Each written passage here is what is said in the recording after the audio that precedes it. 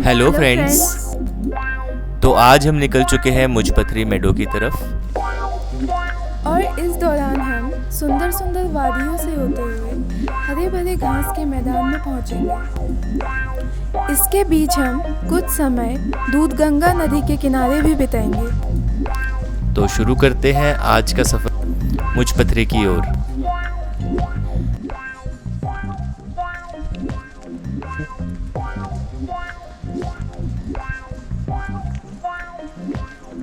तो जैसे कि आप लोग देख रहे हैं, सुबह का समय है और इस सुंदर से नज़ारे, जिसे कि दूधपथरी नाम से जाना जाता है, यहाँ से होते हुए हम जंगल की ओर निकल पड़े हैं। आज उम्मीद है कि मौसम साफ़ हो जाएगा दिन तक, और यहाँ तनवीर भाई पूजा को लेकर के निकल पड़े हैं साथ ही में। तो आगे आने वाले रास्तों का और नज़ारों का आप आनंद लेते रहिए।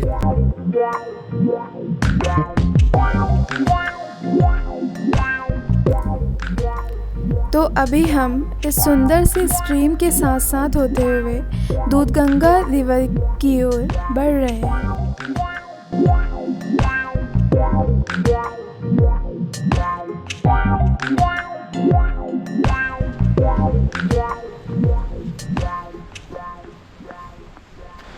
ये हसीन वादियाँ, वाह।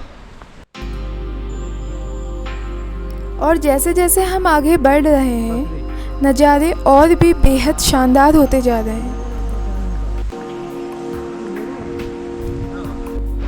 किसी ने सच ही कहा है कि कश्मीर के नज़ारे जन्नत से कम नहीं।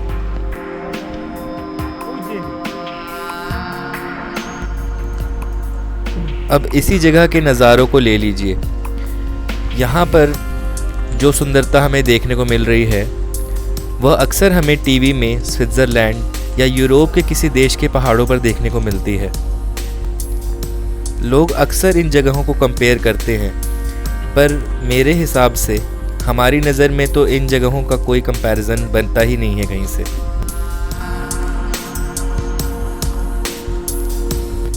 और इतनी सुंदर जगह का कहीं और मिल पाना हमारे हिसाब से तो संभव नहीं है।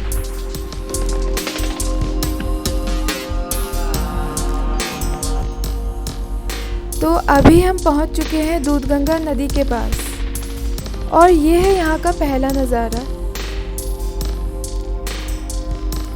तो अभी हम कुछ पल यहीं बिताएंगे।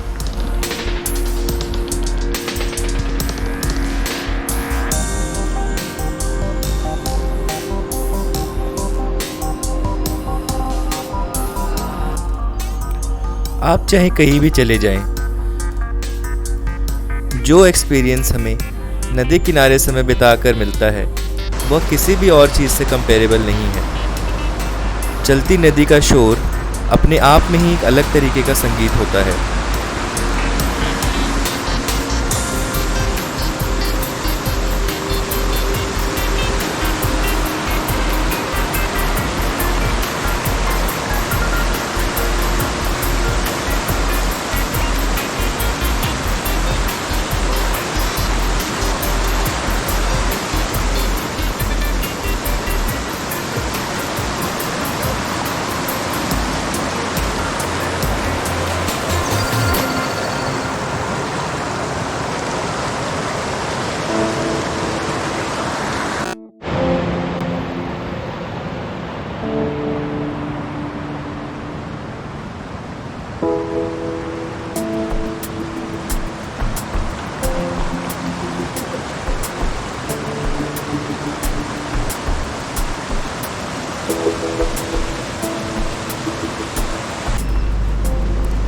ये यहाँ पर नदी के एक हिस्से को डाइवर्ट करके स्टोरेज टैंक भी बना हुआ है, जो कि पास के गांव में पानी सप्लाई के काम में आता है।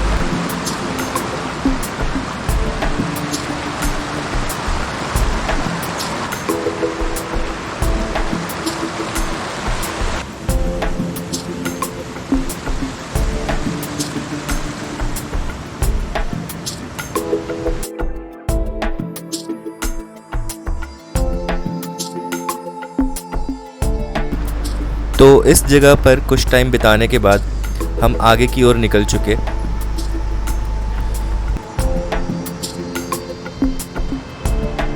So now we are going to the next destination.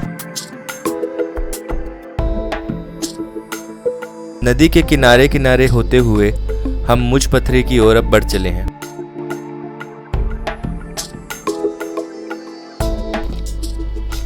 और इसी दौरान तनवीर भाई और उनके साथी ने हमें आसपास के गांव में रहन सहन के कई किस्से सुनाए। हाँ, मौसम एकदम बढ़िया हो गया। जैसे जैसे हम आगे बढ़े हमारे सामने अनेक एक से एक नए नए नज़ारे आए।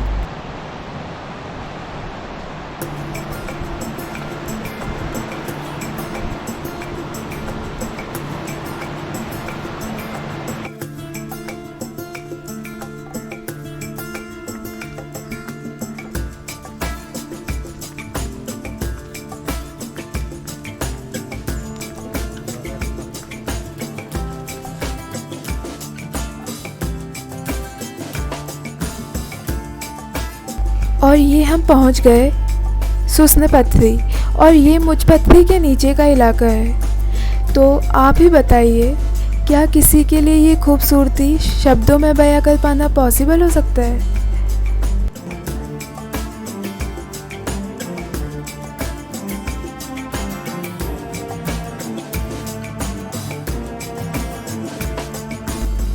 और अब ये सामने है मुझ पथरी का इलाका। आप देख सकते हैं ये कितने बड़ा घास का मैदान है और ऐसा लगता है जैसे कोई बहुत ही वेल मेंटेन्ड गार्डन हो।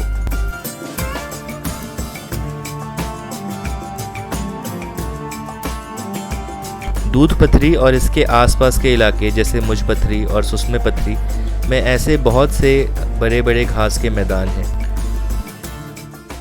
यहाँ के लोकल लोग अपने कैटल को चराने के लिए उपयोग में लाते हैं।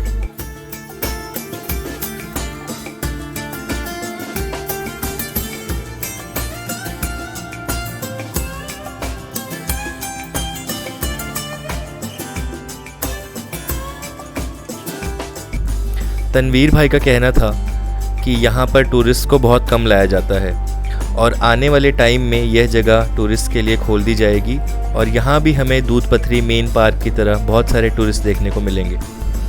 पर फ़िलहाल तो ये जगह काफ़ी अनटच्ड है। जैसा कि आप देख सकते हैं यहाँ पे कोई भी टूरिस्ट नहीं है। यहाँ पर सिर्फ हम हैं। हमारे घोड़ों ने भी कुछ देर यहाँ से बाहर से फुर्सत पाकर हरी हरी घास का आनंद लिया।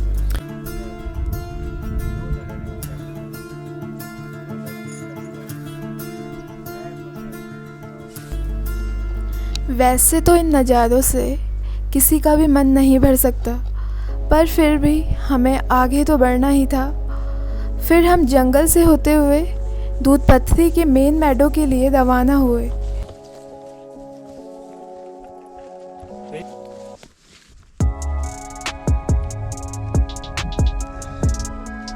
करीबन 2 किलोमीटर में 6 पॉइंट क्रॉस।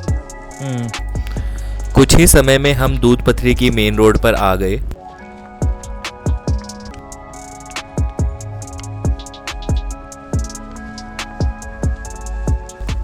और कुछ ही आगे जाने पर हमारे रिजॉर्ट के केयर टेकर से मुलाकात हुई। नीचे गाँव बोट राइड मुश्ताक से आई कार्ड ठीक है, थैंक यू भैया, मिलते हैं। ये आज नीचे अपने गांव की ओर जा रहे थे।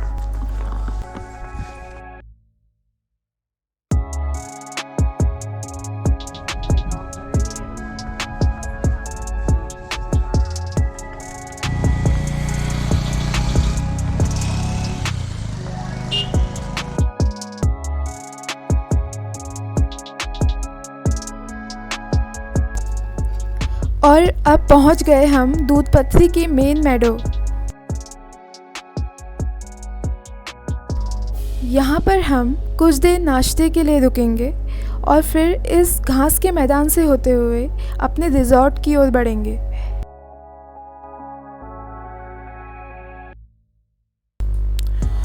और यहाँ आप देख सकते हैं दोस्तों कि यहाँ पर काफ़ी सारी एक्टिविटीज़ यहाँ घोड़े वाले करवाते हैं। इसी मैदान में काफ़ी सारे भेड़ बकरी और घोड़े चराने वाले भी आपको दिख जाएंगे। अभी तो टूरिस्ट का सीज़न नहीं है, पर टूरिस्ट के सीज़न में ये पूरा का पूरा पार्क आपको टूरिस्ट से भरा हुआ मिलेगा। हमें बहुत खुशी है कि हम ऑफ सीज़न में आए और यहाँ की पीसफुल वाइब्स को एक्सपीरियंस कर पाए।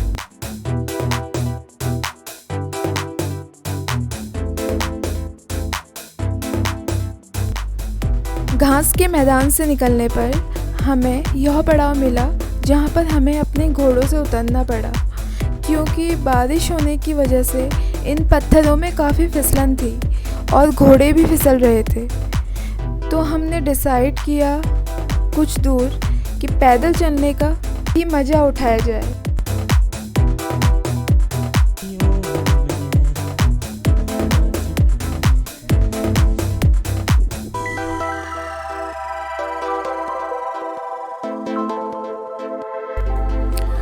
ऐसी जगहों में घोड़े पे बैठकर चलने में कम और पैदल चलने में कुछ ज़्यादा ही मज़ा आता है।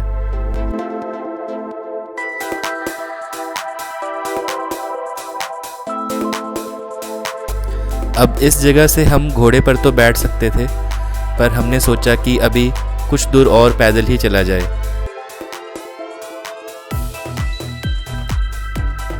इस रॉकी सेक्शन को क्रॉस करने के बाद हम फिर से रोड पर आ गए।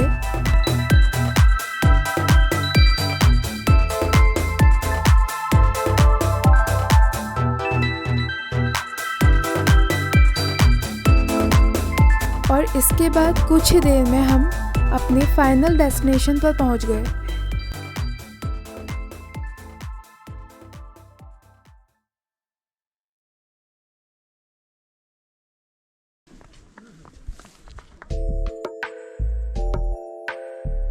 इसके बाद हमने लंच किया।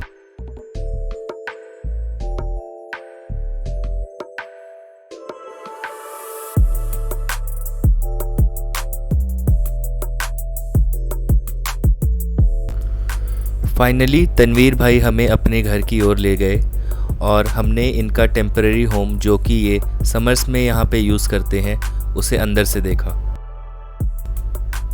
ये सारे घर एकदम नेचर में एम्बेडेड स्टाइल में बने हुए हैं और साल में 6 महीने यहीं रुकते हैं। तो आज की इस वीडियो में इतना ही। अगली वीडियो में हम यहाँ से सोनामर्ग का सफ़र तय करेंगे। तो इस सफ़र को एंजॉय करने के लिए देखते रहिए।